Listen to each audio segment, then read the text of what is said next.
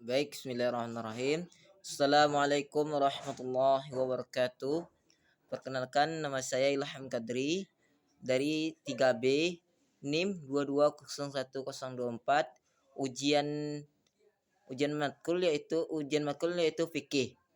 Baik, masuk soal nomor 1 yaitu jelaskan apa yang saudara pahami tentang fikih. Baik, saya akan menjawabnya langsung. Fikih adalah cabang ilmu dalam agama Islam yang berkaitan dengan pemahaman dan penerapan hukum-hukum syariat Islam dalam kehidupan sehari-hari. Ini mencakup berbagai aspek seperti ibadah, muamalah, akhlak, dan hukum-hukum yang mengatur kehidupan individu dan masyarakat dalam beragama. Fikih didasarkan sumber-sumber seperti Al-Quran, hadis, ijma, dan qiyas. Tujuannya yaitu untuk memberikan pedoman bagi umat muslim dalam menjalankan kehidupan mereka sesuai dengan ajaran Islam tersebut. Baik, soal nomor 2 yaitu mengapa fikih merupakan ilmu yang wajib dipelajari oleh mahasiswa. Baik, saya akan jawab langsung.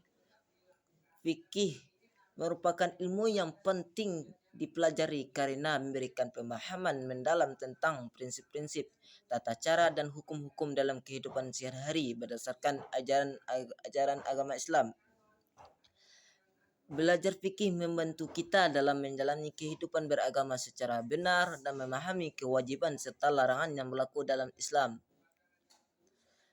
dan membantu kita dalam menghadapi situasi yang berkaitan dengan ibadah, muamalah, dan kehidupan sosial lainnya.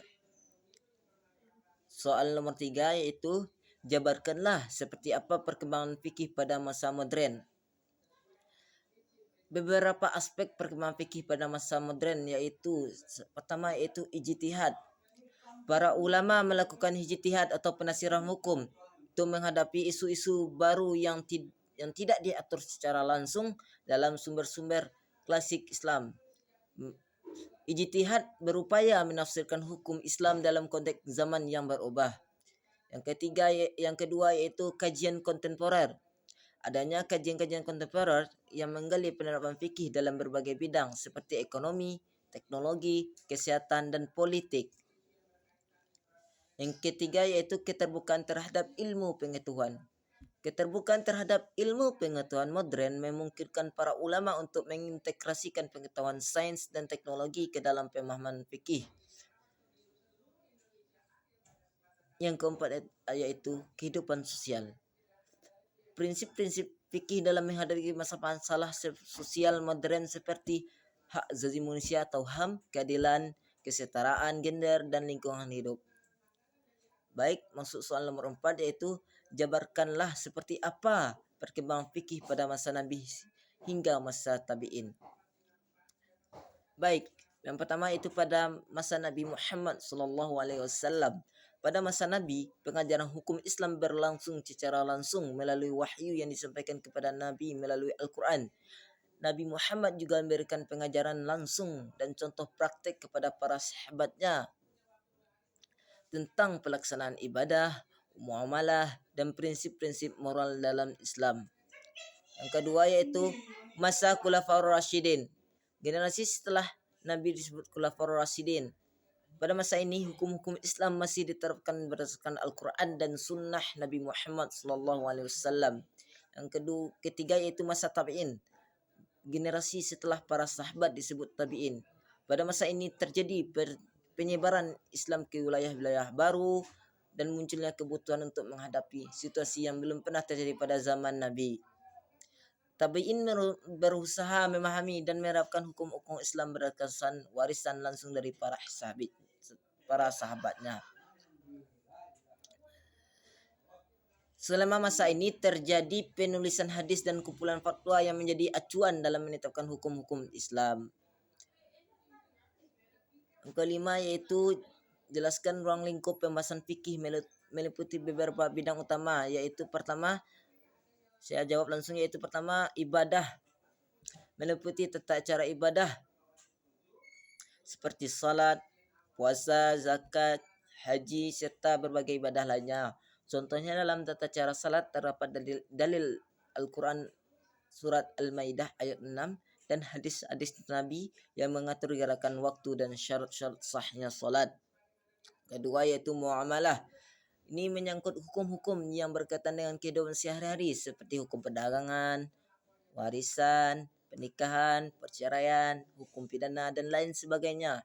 Contohnya adalah dalam masalah jual beli terdapat dalil dari hadis Nabi tentang syarat-syarat yang harus dipenuhi dalam transaksi jual beli tersebut.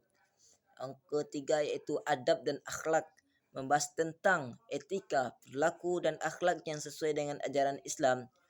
Contohnya terdapat dalil dari hadis Nabi yang mengajarkan tentang pentingnya berbakti kepada orang tua dan menjaga hubungan silaturahmi.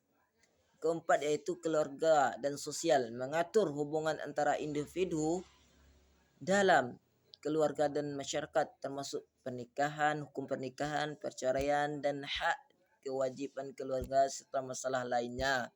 Contohnya hukum mahar dalam pernikahan sudah dijelaskan dalam Al-Quran surat An-Nisa ayat 4.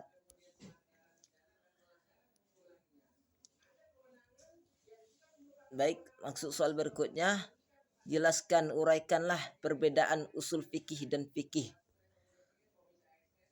Tadi kita sudah membahaskan fikih itu apa. Dan kita ulang lagi yaitu fikih adalah merupakan suatu cabang ilmu dalam agama yang berkaitan dengan pemahaman dan penerapan hukum syariat Islam dalam kehidupan sehari-hari. Fikih ini mencakup berbagai aspek seperti ibadah, muamalah, akhlak dan hukum yang mengatur kehidupan individu dan masyarakat dalam beragama. Fikih juga didasarkan pada sumber-sumber utama seperti Al-Quran, hadis, ijma, dan qiyas. Yang kedua yaitu usul fikih. Usul fikih merupakan landasan atau prinsip-prinsip teoritis yang menjadi dasar bagi kajian fikih. Usul fikih membahas tentang metode-metode hukum Islam, prinsip-prinsip Islam dalam menetapkan hukum, sumber-sumber hukum atau Al-Quran, hadis, ijma, qiyas tadi, serta istinbat hukum, proses pengungkapan hukum dari sumber-sumber tersebut. Usul fikih ini membantu kita dalam memahami bagaimana hukum-hukum Islam yang diturunkan, dikonsepkan, dan lalu diterapkan dalam fikih. Jadi fikih adalah implementasi praktis dari hukum-hukum Islam, sedangkan usul fikih adalah ilmu yang membahas metodologi, prinsip-prinsip dan teori yang mendasar proses penegakan dan penerapan hukum Islam dalam fikih. Baik, hanya itu dari saya. Mohon maaf apabila ada kesalahan. Wabillahi taufiq wal hidayah. Assalamualaikum warahmatullahi wabarakatuh.